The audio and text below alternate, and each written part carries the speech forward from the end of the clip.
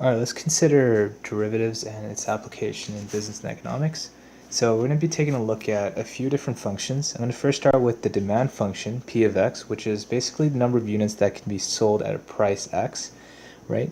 The demand function can also be thought of as, the unit price of a good, right? So the demand function is just tailored to reflect the unit price after a certain number of goods is being basically produced and sold, right? We're also going to be taking a look at the revenue function. The revenue function is the number of units that are sold at number of units sold at X unit price of a product.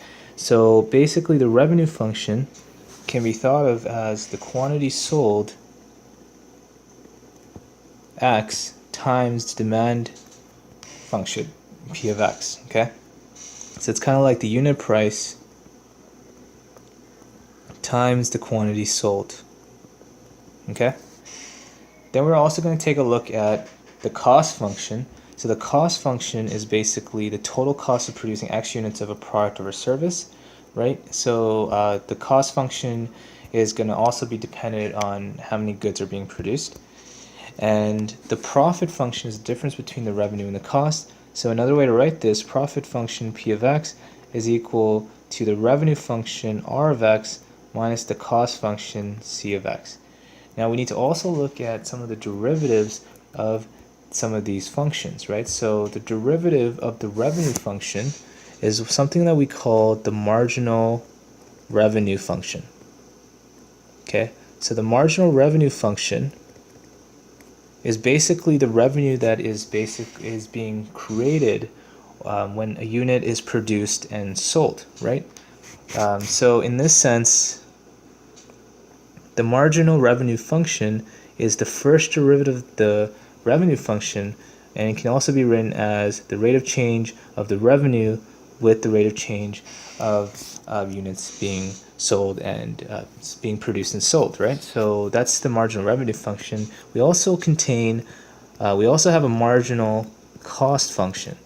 So the marginal cost function is the first derivative of the cost function C prime of x, and it's basically the rate of change of the cost with respect to a unit that's basically being produced and sold, right? So, well, specifically just a unit that's being produced, right? So we're going to call it dc over dx. And the profit function can also have its analogous derivative, which is called the marginal profit function. And the marginal profit function, P prime of x, is the profit that a firm or an individual will earn with one additional unit that is being produced and sold, right? And this is basically equal to the marginal revenue function minus the marginal cost function. Now, in terms of applications, it's very useful, especially for individuals, entrepreneurs, firms, because they can actually assess how much of a product to produce and sell to basically be profitable, right? So you don't want a business's costs to be a lot higher than how much revenue they're basically intaking, right? So, and this can be expressed using one of these graphs, right? So I'm just going to kind of demonstrate this for you guys. I'm going to put cost on the y-axis. I'm going to put output on the x-axis, right? This is like a little quick economics course in itself, but I think it's really useful to know. Let's say that this is the marginal revenue curve, and this is the marginal cost curve. Okay, so I just want you guys to take it for face value, but basically, whenever your profit, and we can understand that the marginal profit is basically the marginal revenue minus the marginal cost. So if we're looking at a point of marginal revenue here for a certain amount of output, right, we'll call this X, right?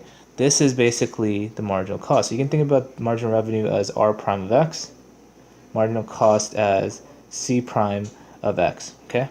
And this is a certain distance, and this distance is basically marginal revenue minus the marginal cost function, right? So you can actually think about this as P prime of x, which is the marginal profit function. So you can notice here that when we have a distance that's positive between the marginal revenue and the marginal cost, This actually implies that we have a positive marginal profit function, right? And this is something advantageous to some kind of individual or a firm, right? And the thing about these graphs and the thing about these functions is that it can actually help us to determine how much we can produce up to. So most individuals and firms will produce up to the point where the marginal profit is going to be equal to 0.